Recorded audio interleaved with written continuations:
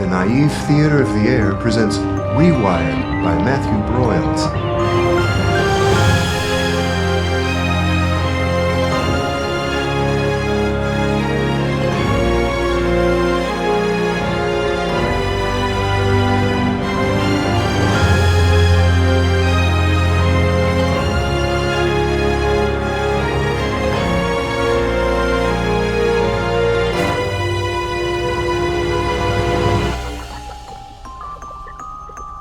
Episode 20, The Sound of Heaven Falling Down.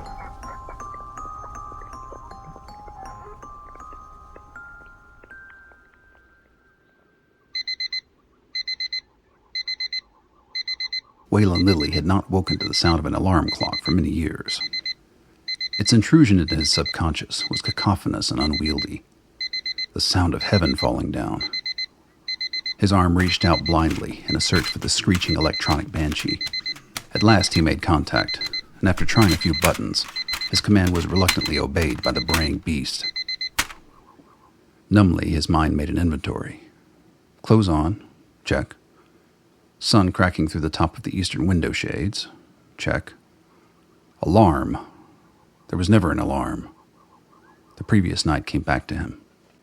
He rolled over, a bit more quickly than his head would have liked. He had to get ready. The thought rolled around his brain pan for a few moments.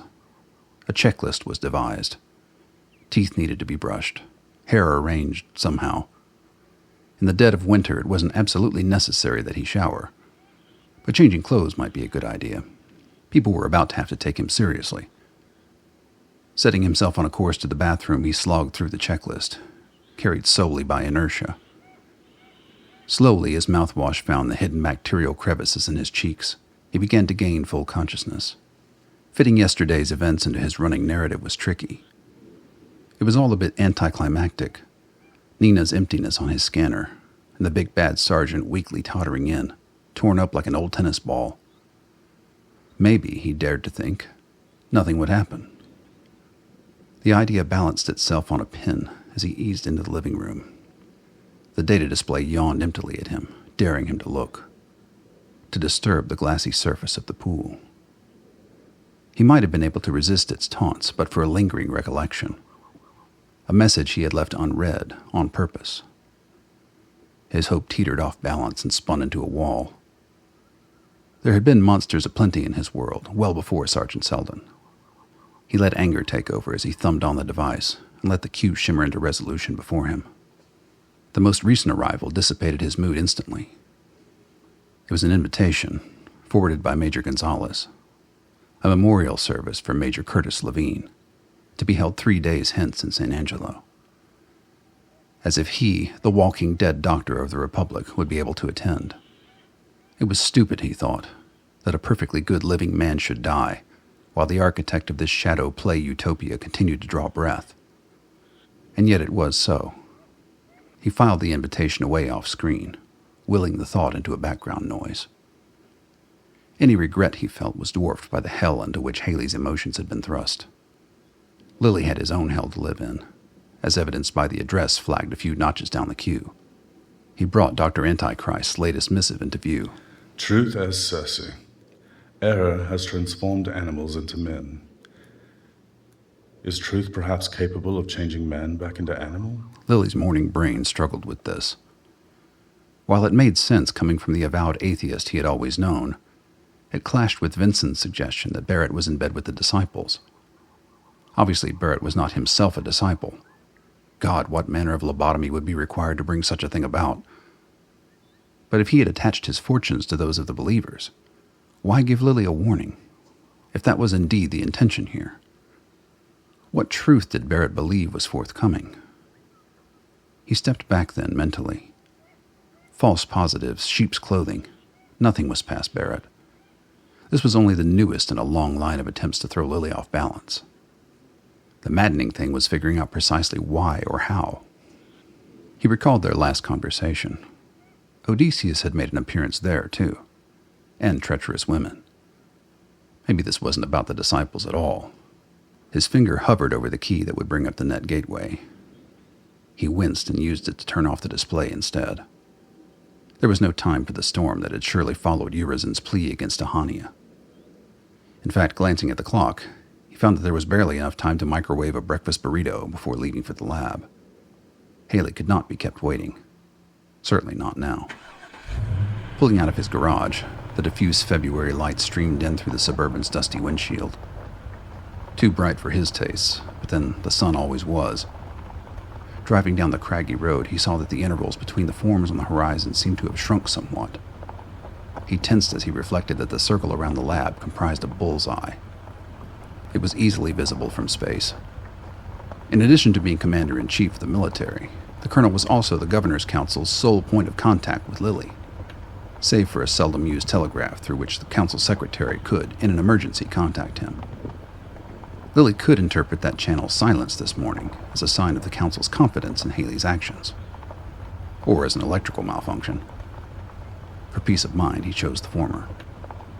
Rolling into the lab's underground parking garage, his peace of mind disappeared altogether. The guard detail around the armored camper containing the stranger named Myst was double what it had been the night before. As Lilly approached, he could see the frantic form of Nina arguing with Lieutenant Graham near the camper's door. Dr. Lilly, you have got to talk to Colonel Haley. I think he's lost it. I know there's been some crazy shit happening, but he can't do this. You have to tell him. Wait. Start from the top. Okay, first thing this morning, I go try to bring Miss some coffee. Just gonna say hi. But Lieutenant Bitchface over there tells me he's quarantined. Exactly. She tells me Colonel Haley won't let anyone see Myst. I try to find out why. I get the rules and regs. I see Haley walking in there, and he shoots me this crazy-ass finger point, ordering me to stay away. I wouldn't even be here if Myst hadn't gotten us through. The man delivers 2 loads of refugees over the border, and now he's under arrest? Look, I may have some idea why he's under quarantine, but I don't think I can tell you yet. Of course you can't. Rules and fucking regs. All of you. Bastards. Dr. Lilly, Colonel Haley needs to speak with you. Oh, so you get to be in on it too. They already asked Dr. Bitchbot and Sergeant Hardass. Only ones out of the loop are me and Harry. Nina, I promise you, I'll get as much information as I can and bring it to you and Harry. You don't know me very well. Rules and regs aren't my specialty. Wait right here. Lieutenant, I'm going to speak to Colonel Haley. Momentarily, so will Miss Golding. Keep her close. Graham nodded reluctantly. Lilly stepped past her and the rest of the guards. He knocked first before entering. Authority was one thing, but walking in unannounced on Levi Haley was quite another. The scene before him in the camper was startling, but not entirely unexpected. The old man was handcuffed to his chair next to the small fold-out dinner table. His face was still puffy, and the bandages across it were crusted with blood. He did not look as if he had slept. His eyes passed over Lilly briefly, then returned to a blank spot on the wall. Haley was a force of nature even at the best of times, but Lilly could see his control unraveling. The colonel paced angrily, as if doing so was the only thing keeping him from killing the prisoner. Lilly knew it was he who would need to bring this situation into some semblance of stability. Colonel, what are we dealing with here? A goddamned FBI agent is what? He didn't look at Lilly. Yesterday was still eating at him, that was clear. Lilly eyed Myst, who did not argue with the pronouncement, as if he could in that situation. An official-looking report sat on the table, bearing a picture of a much younger John M. Shadler. Okay, if that's true, do we have any idea why he brought 4 Brooklyn fugitives safely to us? Because it was the right thing to do. We've been over this. Old son of a bitch is Washington's dog for what? At least 3 decades? Now he decides to be a conscientious objector? I told you, they didn't reactivate me until a few days ago. I hadn't heard shit from Washington for years. I hope they forgot about it. Whatever you're here for must be pretty fucking important. I'll ask you again. What are your orders, Mr. Shadler? To bring the fugitives safely into U.S. Army hands, which, as you can see, I did not. You came damn close. What, did Cutler get in the way? Do we have you to thank for Fort Walters getting compromised? Ricky Cutler was a friend of mine. The United States Army shot him dead, not me. Lilly examined the old man. If he was lying, he didn't show it. But then, he was an FBI agent. Perhaps it was time for a change of tactics. Colonel, may I speak with you elsewhere? Haley lifted his bloodshot eyes to meet Lilly's. He was not a well man, Lilly reached out gingerly for the colonel's shoulder and guided him towards the camper's sleeping quarters. He did not resist. They sat down on beds opposite each other. After a moment, Lilly spoke. Colonel, with respect, I have many years' training in psychology. If we want to get the truth out of Shadler, there are more effective methods. Be thankful I haven't used them already. Maybe it's time for the good cop. It's fucking FBI, not some street punk. He has a bond with Nina. If he really has been dormant for a long time, he may have allowed himself to form attachments. Except that he was active when he intercepted her. Do we know that? We have to assume so. Well, here's the tricky part, Colonel. Ms. Golding is my test subject, a very important one, as you know. And right now, she's in a state of extreme agitation. Tell her to join the goddamn club. You know what I'm saying, Colonel. If we allow her to speak with Shadler, we not only put her on stable emotional footing, something that accurate experimentation requires, but we also may get a look behind the curtain of what happened on the way here. Haley began forming a response, then stopped. Lilly let him make up his mind in silence. Momentarily, the colonel heaved himself up off the bed and knocked open the camper door, stepping outside. Lilly allowed a few moments for distance, then followed. From the doorway, he watched the colonel's form recede. Nina fidgeted silently beside the impatient Graham a few yards away. He gestured for her to come in, and she just barely managed to keep her pace to a light trot as she approached. Thank you, Dr. Lilly. He bowed his head slightly and stayed outside, closing the door behind him. Inside, Nina rushed over to embrace Myst's ragged body. He let her, patting her back gently. She tried desperately not to cry. The sensation of hugging someone was not something she had been allowed to experience for a very long time, and that by itself was driving her emotions to the edge. After taking a few moments to bring herself together, she slumped down on the floor next to him, holding onto his arm. He looked at her sadly. Young lady, I'm afraid you may not like me very much in a minute. What choice do I have? Go on, get it out there. It can't be worse than all the other shit that's already happened. It seems crazy now, all of this for some dumb kid stuff I did when I was old enough to know better, but stayed stupid for the money. This about Sweet Lady H? Oh, hell, you've been talking to Ricky. Too bad for him that he didn't know the whole story. Which is? Ugly. I guess you know we were in the joint together? No. Well, we were. It was his girlfriend's goddamn fault, but we all got locked up. Problem was, heroin wasn't all I'd been pushing. You were making trouble with your Liberation Front buddy, Trayvon, too. That came out when they got him. He was right. They couldn't arrest everybody, but they could find the loud ones pretty damn quick. He informed on you. I don't blame him. I was already locked up, and he had to give him something. Plus, I pissed him off by telling him I'd quit the business, when really I just moved it around so the front couldn't see it. Money was too good to give up. So now you were in deeper shit. Worse than that. Now they knew I was smart and connected. One day I got a visit from a bureau man. He gave me an offer I couldn't refuse. They let me out the next day. I plugged back into the front. I said you weren't going to like me anymore. Think the worst thing you can, and you won't be far off. You set the front up. I set the whole damn city up. By that time, Reverend James and Dr. Stone had built a movement out of the Rewire. The other cities were on the brink, too. It was too big to take down from the inside. That's what you told Washington. I told them the truth, that nothing was going to stop New Orleans from turning into ground zero for the Rewire.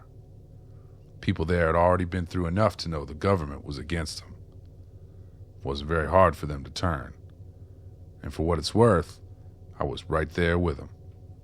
It wasn't up to me. I told you everybody knew something was coming, and that's the truth. But they didn't know what or when. And you did. I couldn't stop it. And what the hell was I going to tell them? Hey, I've been working for the FBI, and they're going to drop the hammer on you tomorrow? They'd have strung me up. Wasn't anything I could do but run. But I promise you this, there's not a day goes by that I don't blame myself for every human ash in every crater of that town. You want to know what hell is? Hell is living to a ripe old age just to see exactly what it is that you've done. Nina said nothing for a few moments. Then she pressed her head against the old man's arm, collapsing into him. I forgive you. Myst fought a burst of emotion. He had never told anyone the whole story. He couldn't have. Nina spoke up quietly at his side. That's why you came to us. That's why you knew Maul and Dr. Stone. And found Ricky out in the woods. That's why you're here now. Yes. But you weren't supposed to let Harry and his dad go across. She nestled her cheek into his arm with an urgent strength, holding on to him, her broken anchor. Man lives long enough, he can make a choice. He can decide when enough's enough. Sorry about Ricky. Me too. There was nothing more he could say. They sat in silence for a few more minutes. Then, predictably, there was a rap on the door. A moment later, Dr. Lilly came in. He was relieved to see Nina in a state approaching comfort. Lilly took a seat across from Myst. I suppose you heard all that? No, Haley did, though. But if I can, I'd like to have a private word with you before we get the uniforms back in. Nina raised her eyes to Lily's. They were puffy and tired, but strong. She had found some measure of peace. Squeezing Myst's arm once more in farewell, she rose and walked soundlessly to the door. With a brief smile, she was gone. Well, better you than the Colonel. EPE. Beg pardon? I didn't think so. They wouldn't have told you. Excuse me, Doctor, but I believe you have me at a disadvantage. Electromagnetic pulse emitter. They don't use it much anymore. Studies showed a link to early onset of dementia. Not for everyone, of course. Oh, shit. Am I bugged? It's not something commonly checked for these days. If Haley'd had his wits about him yesterday, he might have caught it at the border. I had Dr. Dalal do a quick scan just now. You're live. Holy shit. I'm doing it again. No, Mr. Shadler. I assure you that my lab's whereabouts were compromised well before your arrival. And if they hadn't have been, then a satellite image taken of my moat last night would have given Washington plenty of reason for suspicion. Where? Where did they put it? Lilly stood and placed his hand at the nape of Myst's neck. Right about there. Bit of something in your cup before bedtime, and they'd be in and out without you knowing. I'm sorry, Doctor. I know it won't count for shit with Haley, but I'm sorry. I hope you believe me. I have to tell him. I'll make certain he knows that you weren't complicit. Yeah, I'm sure that'll go a long way in my favor. It'll have to come out, of course. This damn thing? Sooner the better. I'll have Dr. Dalal do the extraction within the hour. Local anesthetic. It won't hurt. I don't care if it does. Take it as far away as you can. The FBI's had a piece of me for too long. Who's your contact at the Bureau? Used to be Troy Solomon back in the day. I don't even know if he's still alive. When they called me up this last time, it was a young guy. Javier Colonna. Nina seemed surprised to see you. Your original orders didn't include the Seldons. No. And the Army didn't show up for Nina's crossing. Washington obviously wanted her to get across. Something changed, and you got called back. I got called twice, and I'm going to tell you the truth because I have nothing left to lose, but Nina does. I got called once to turn the sergeant over, so I turned around.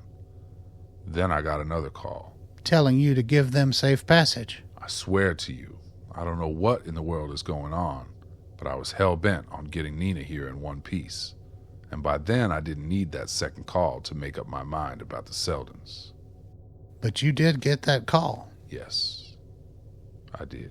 So someone in Washington wants Sergeant Seldon here very badly. I guess they do. Have you ever met Dr. Gabriella Neidhart? I have not.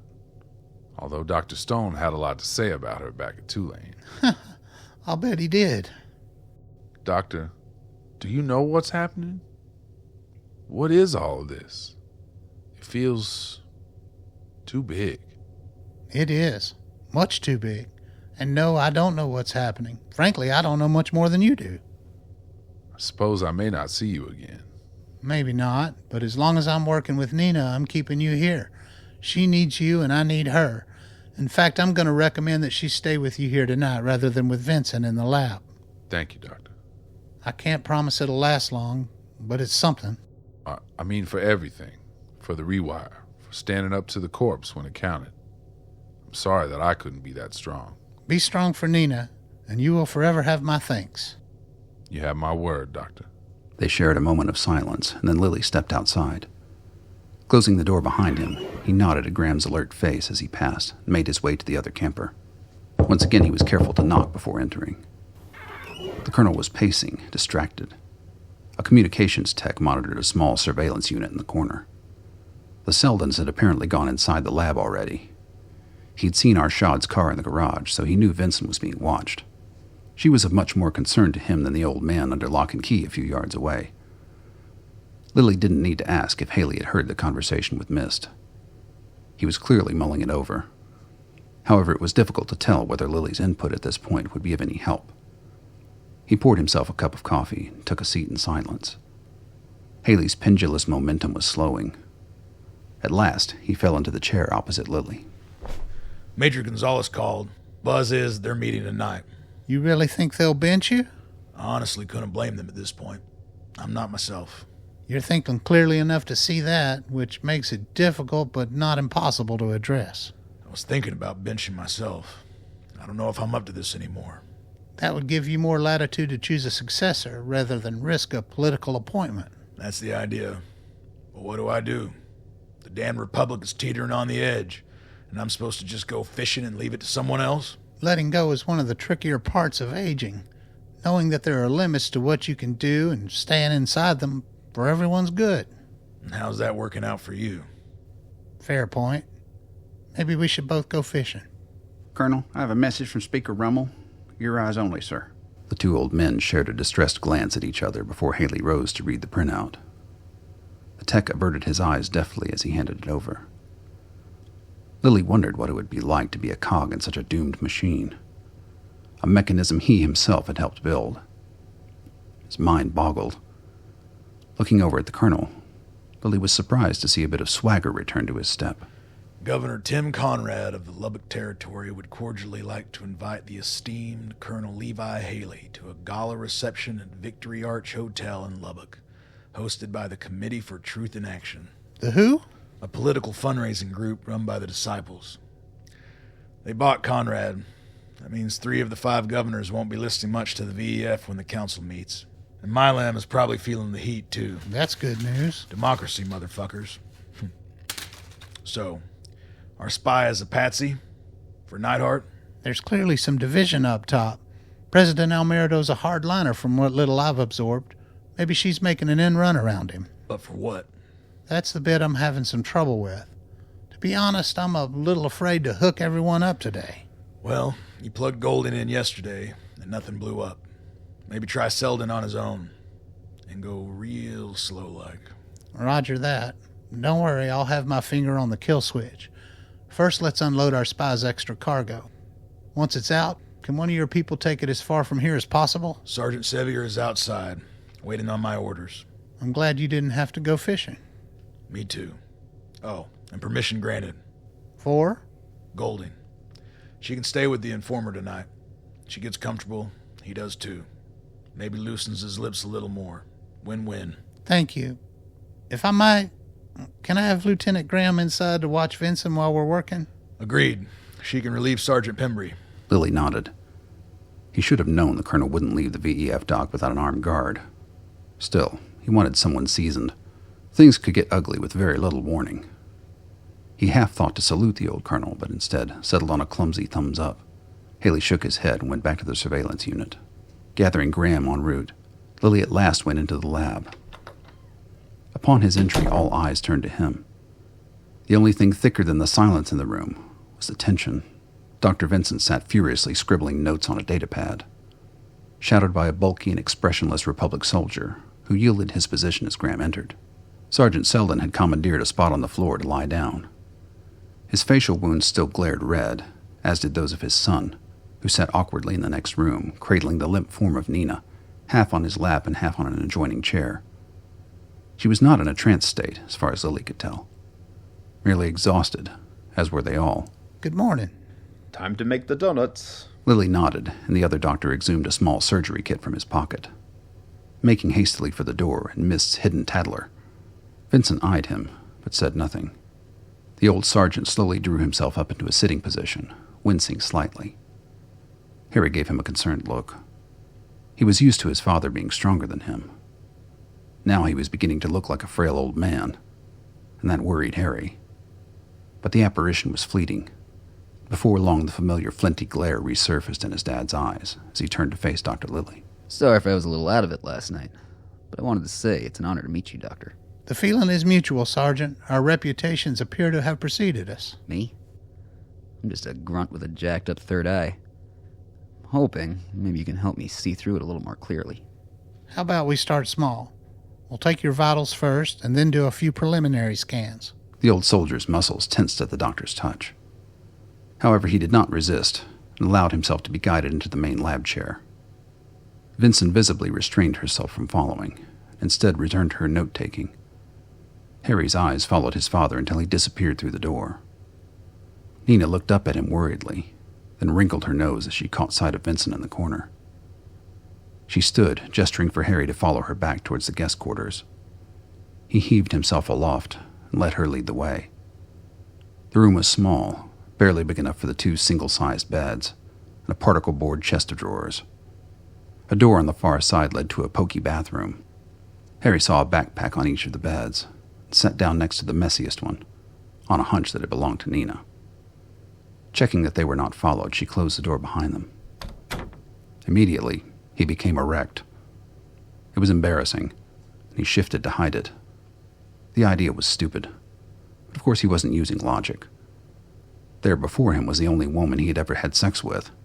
They were in a bedroom alone. His hormones remembered, and helpfully rushed in to assist. He fought them off with effort. For her part, Nina also seemed awkward. She sat down on the bed next to him, leaning her head on his immense shoulder, carefully keeping her hands folded in her lap. They sat like that for a few moments in silence. Damn it. Motherfuck. It's stupid, I know. No, Harry, it's not. I'd much rather be doing that than waiting for this shit to go down, I promise you. Not here. No, if Lilly gets his way, I'll be in the camper with Myst tonight instead of with Dr. Bitchbot. Is that better? Maybe. He won't look if we're quiet. I would look. Don't make me think those things about that old man. I don't care if you don't. Well, we'll see. The banter eased his mind for a moment, before he inevitably envisioned what would surely be taking place later that day in the other room. The thought sobered his mood. He looked at the door. She noticed. Dr. Lilly's a good man, Harry. He's not going to hurt your dad. Not on purpose, he won't. I just don't know if it's up to him. Maybe I'll bring him good luck. I'm half Irish, you know. That's far more interesting than my heritage. Really? You mean the heritage you brought all the way here from Brooklyn isn't interesting enough for you? I don't really think interesting is the right description for my father. I'm sorry. You should go. Be with him. He needs all the support he can get. Harry knew she was right, but that didn't make him happy about it. She rose and offered him her hand, as if a tiny thing like her could lift him. But she did, somehow. He followed her back out the door and into Frankenstein's laboratory, where the creature awaited.